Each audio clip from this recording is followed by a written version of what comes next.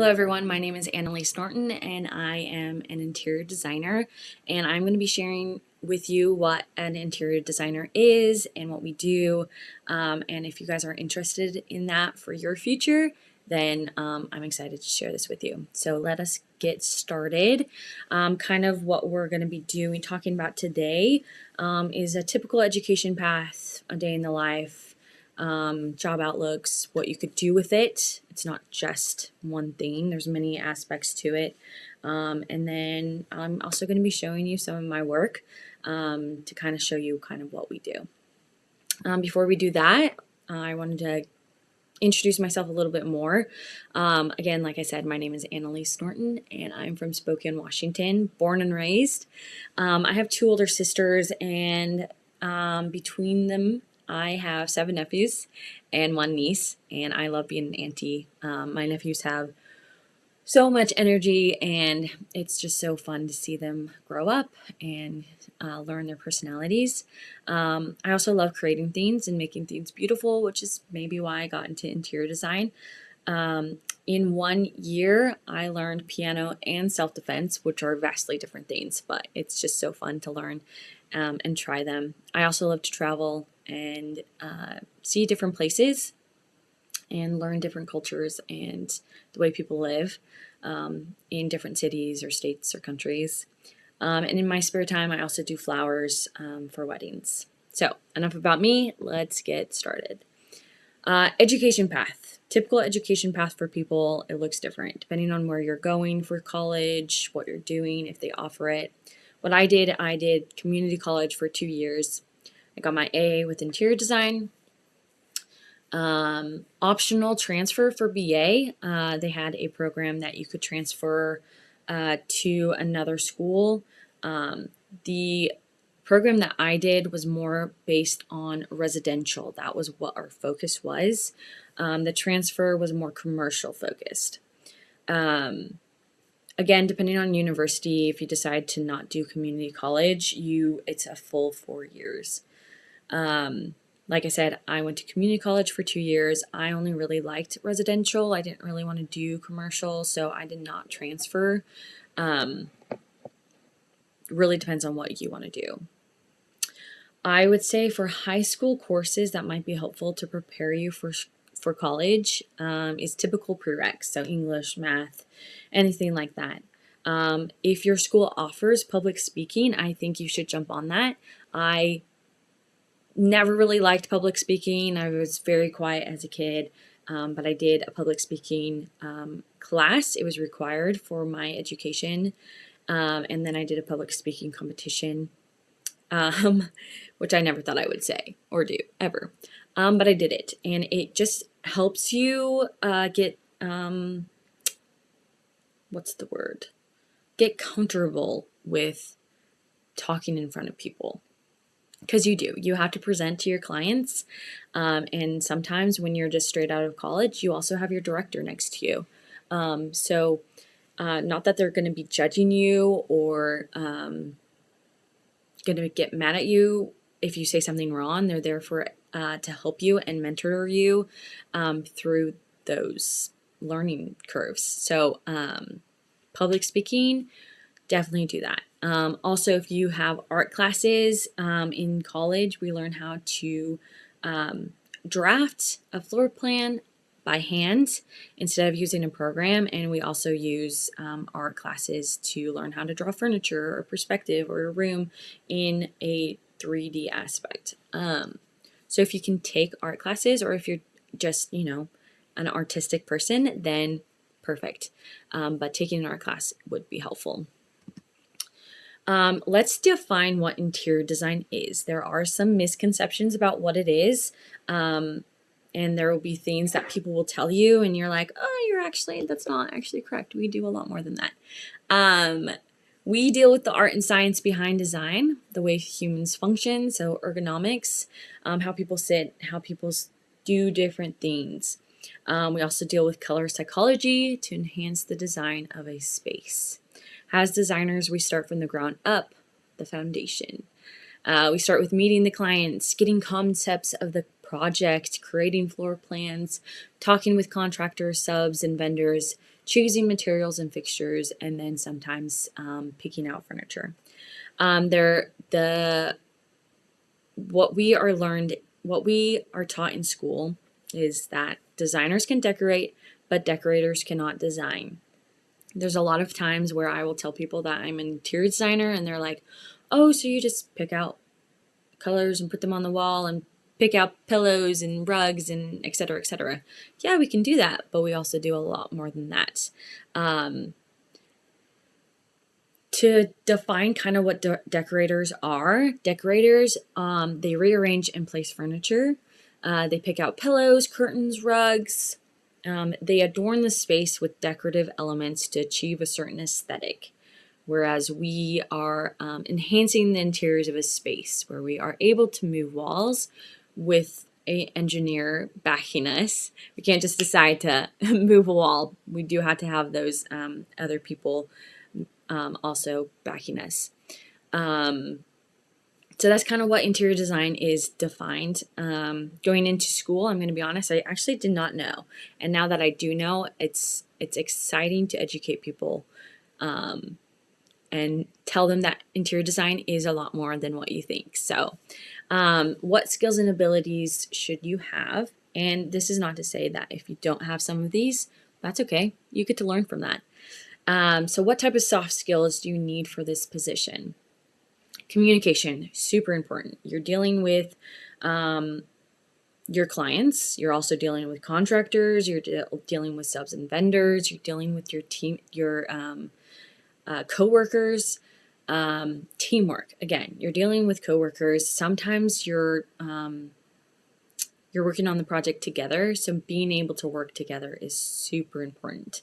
Adaptability and problem solving, I would say, is kind of coincide together. Sometimes your client will come in and be like, I actually want to change this, and it might not look great with the design. And so sometimes you have to be like, okay, we're going to try and figure this out and see if this is something that can be done. And sometimes as a designer, you can advise them, but at the end of the day, it is their project, their house, and they're going to love it. And that's all that matters. You might not necessarily love it, but that's okay. It's not about you. It's about your client. Emotional intelligence is super important. You're dealing with clients who are dealing with big money decisions. So sometimes they can get emotional with their decisions. So being able to be compassionate and understanding is super important. Also having time management, because you do only have a certain amount of time. Sometimes you have to get this done, the design, in a month because they're already set up for construction. And so you have to get going, gotta do it. But sometimes you have a little bit longer, which is super nice. And then leadership.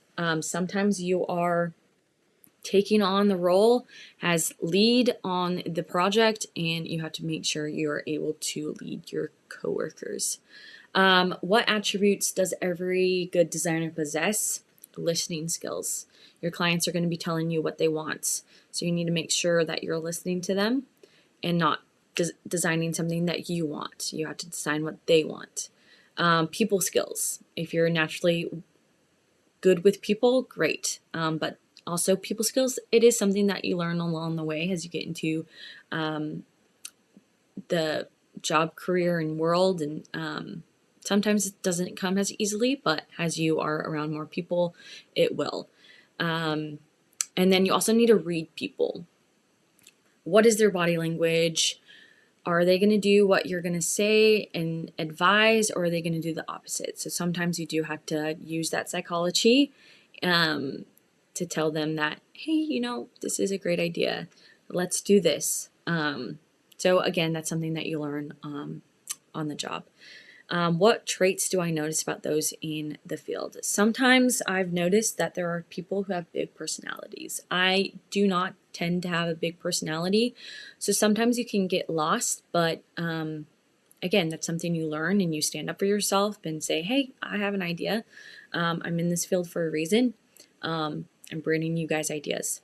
Compassionate, again, like I said, sometimes you're going to be a therapist with your clients, and so you do have to have some compassion because they are dealing with big money decisions. And then also just a general creativity. I originally wanted to be a fashion designer, but in Spokane, Washington, that's not necessarily a big job career here. But I have always naturally been creative. I was always drawing outfits on paper or making a photo of a bedroom and decorating it that way. So just being a naturally creative person. Next, a day in the life. What does that look like? In any job or design job that you're in, it looks different. You can be in a design and build company or just a design company, depends, an architecture firm. So days in the life look totally different for people, but for me, it's typically arrive at a certain time. For me, it's 7:30, and then I check emails, what clients emailed me, what subs or vendors emailed me, did the contractor ask me a question, and then jumping into the different projects. Sometimes you have 3 projects going on at the same time, and that can range depending on where you are in that project. It can range from working on spec sheets to floor plans and elevations in AutoCAD to pulling materials and fixtures. You also have job site visits, cross-referencing drawing sets to confirm everything is in the correct place and in its place, talking to subs on site, answering any questions they may have. And sometimes the clients are living in their home when the project is going on, so they'll pop in when they see that you're there and ask you questions, make sure everything's on its correct timeline. You also do have client meetings in office or on site.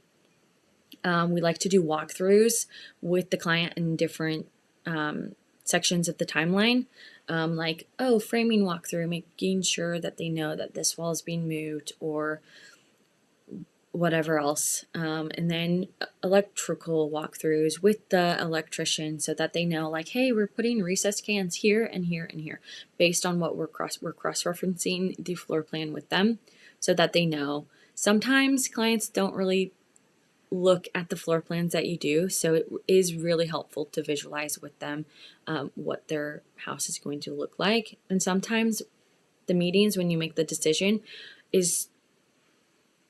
has been like 3 months before, and now we're 3 months later and they've kind of forgotten. So it's a good idea to kind of remind them what's going on and just be upfront with them, because sometimes contractors have that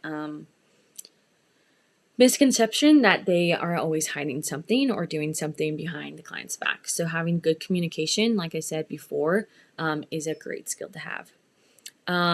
Sometimes you're also in a day checking deliveries that come and confirming plumbing, lighting, fixtures, or furniture is all in good order.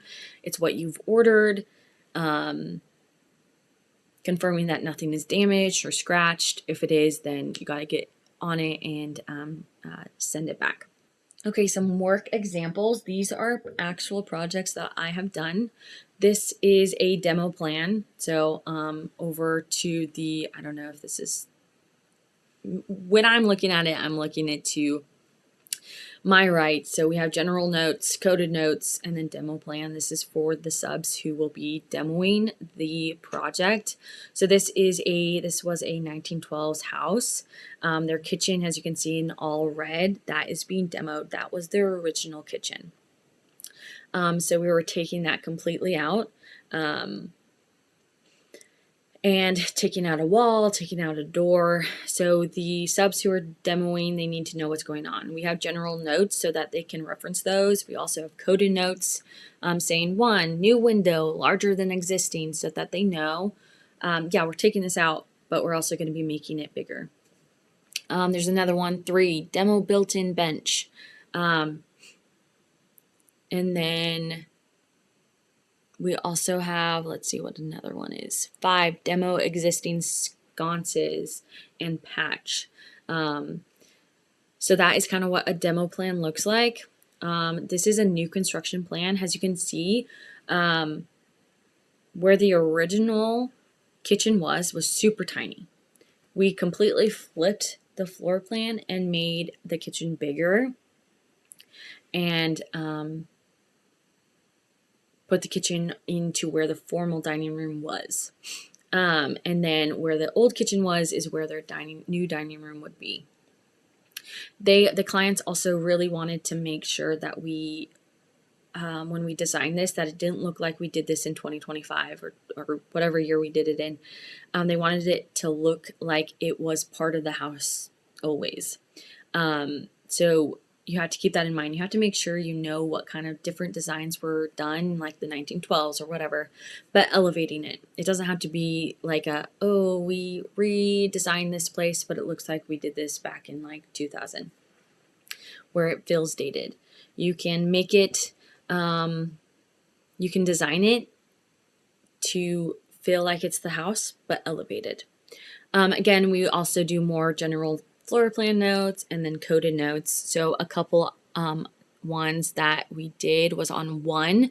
It says wood floor in transition between living room and den. So we tiled the floor in the kitchen and dining room, and so we had to figure out how to transition that well with the original flooring in the rest of the house. So typically we do these like 6-inch wood transition, so it makes it look smooth. Number 3, new windows to match existing historic windows. Site confirm window dimensions with designer. So again, like in the old kitchen, they had a tiny little window, but we wanted to match to the rest of the house, so it looked like it was there originally. We also added windows to one of the sides because that's where the range was. So we just wanted really a lot of natural lighting into the kitchen. And then where the sink was, we had originally a bench in their formal dining room. And so we raised that window up, but we kept it looking like it was originally there. Also that a lot of things snowball. So when you do change things, you have to also be like, okay, we need to match the siding to the outside of the house, so the exterior. And as designers, you can do exterior design. We've done that a couple times. So don't feel like it's just a interior design problem. And then these are elevations that you do. So number 1 is the kitchen sink elevation. You see new windows to the left. Those were the new windows that we added in. I wanted to show the subs who were going to be doing that woodworking section of that, of what the windows are going to look like. And then to the right, you have the new kitchen. So the bench was removed, we raised the windows, and we had 3 panels because they had a window similar to that in another section of the house. So we took that and kept it looking like the original house. And then you have an island elevation, number 2, showing the cabinetry sub, what all the cabinets are going to look like and how you want it. Number 3 is the range wall.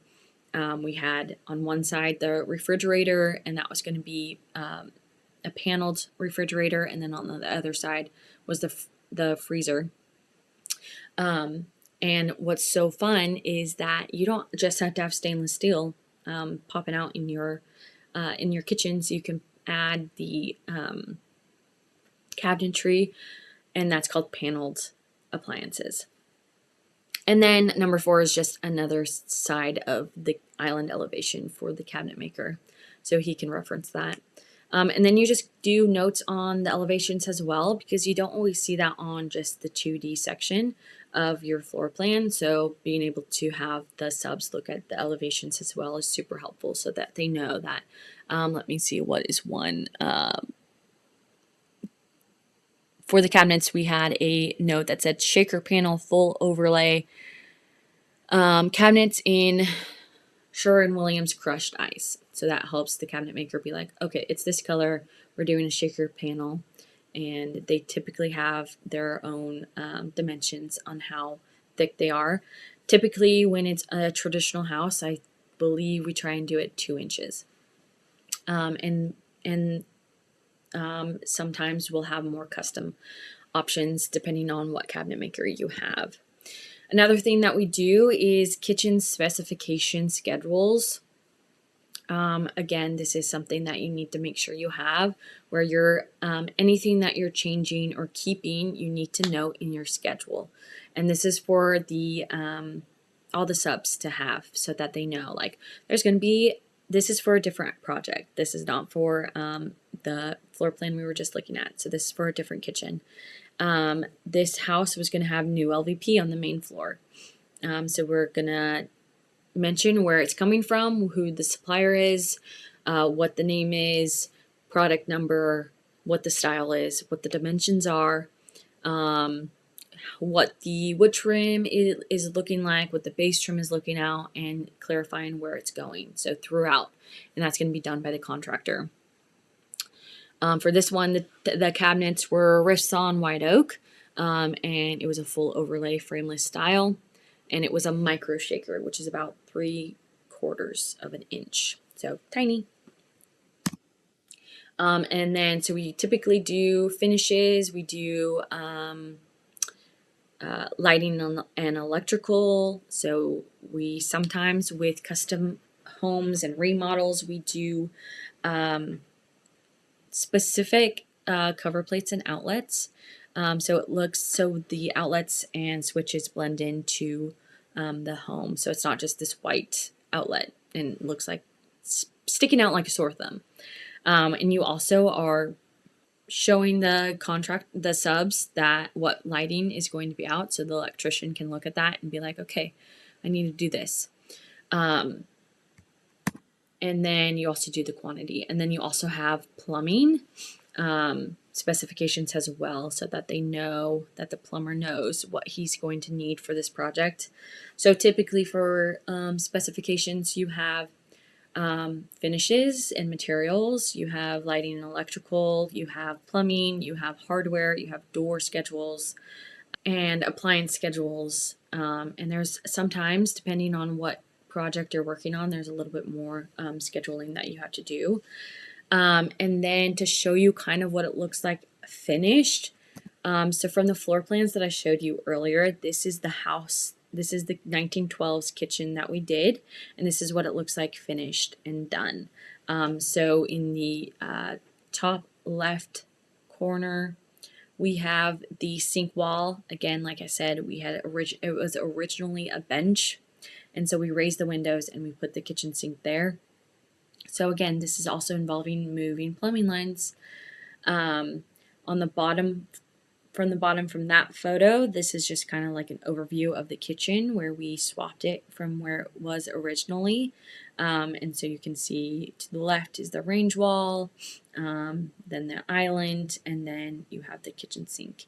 And then the one to the right is a La Cornue range, which is a French range. It's a very expensive, but is a very beautiful range, and it just fit with the house.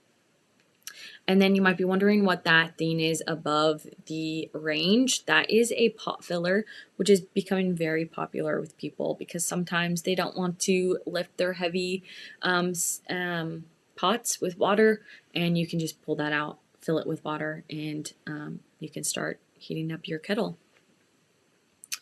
And then this is the house that when I was showing you guys the specification schedules, this is what the house looked like at the end of our project.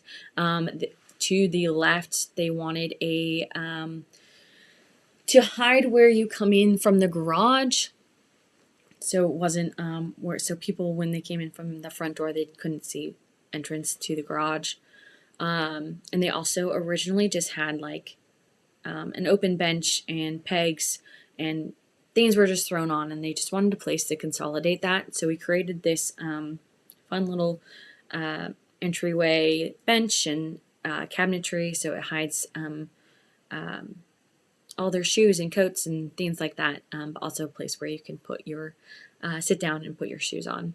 In the middle is what the kitchen now looked like. Originally, we had it closed off So where you enter from the entryway, it used to be just a wall.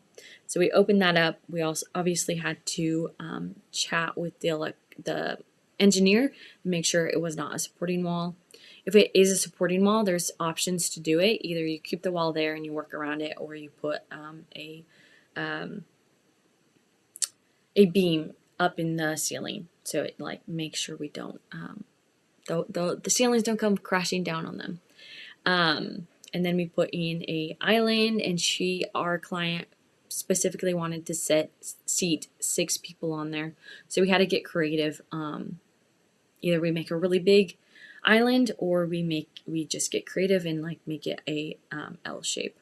And then to the right is on directly across from the refrigerator oven wall is a little coffee nook bar area for pantry, storage, and a little seating area that the clients could sit in and drink their coffee or whatever they decided to do.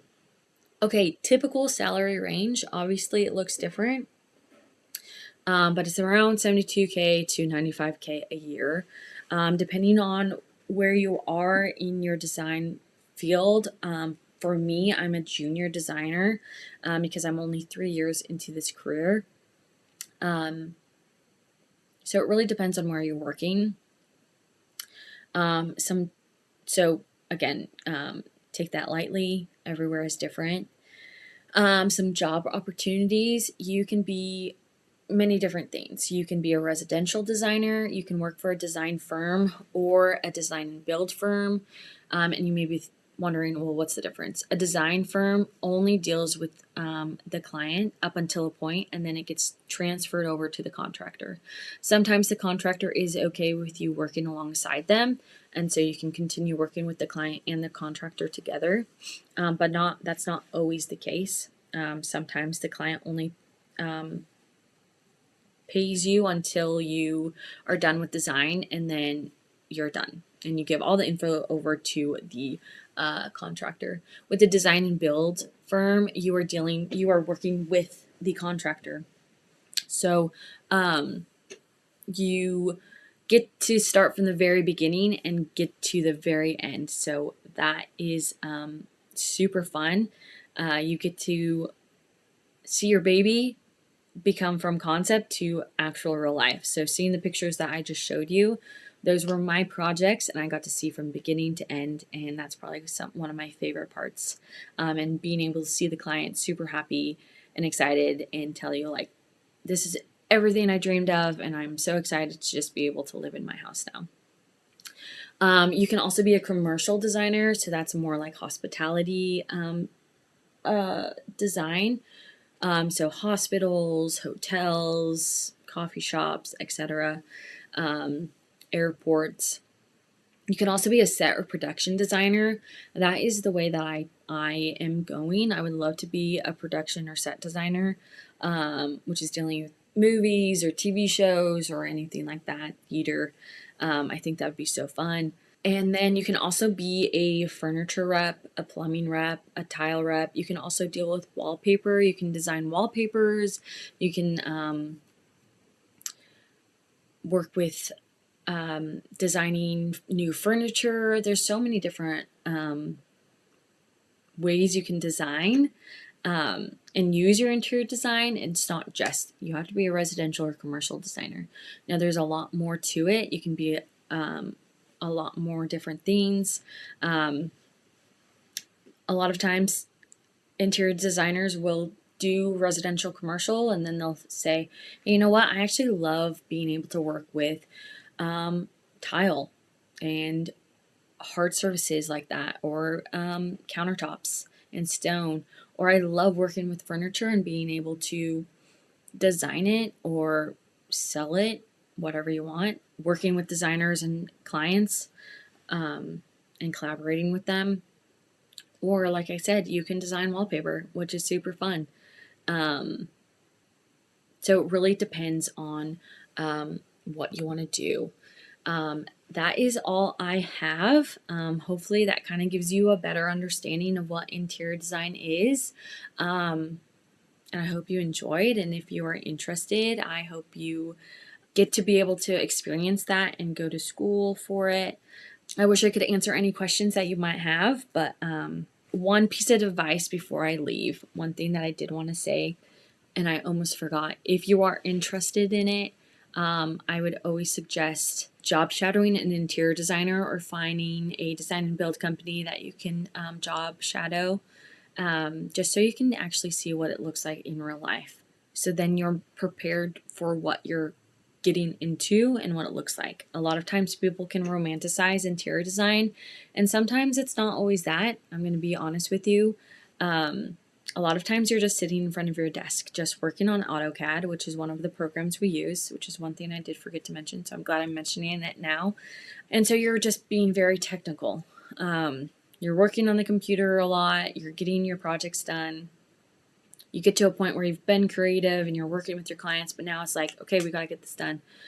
So you're working on your computer a lot. You're also working on SketchUp. Sometimes clients can't see it 2D, so SketchUp is the 3D program that we use, and you get to like make it into a 3D formatting, and then you can like put the as close to possible the tile you're choosing, the cabinet color you're choosing, or whatever, the light fixtures, so that the client can actually see what it looks like, and gives them a visual. But yes, like I said, there's a lot of things with interior design that is more technical.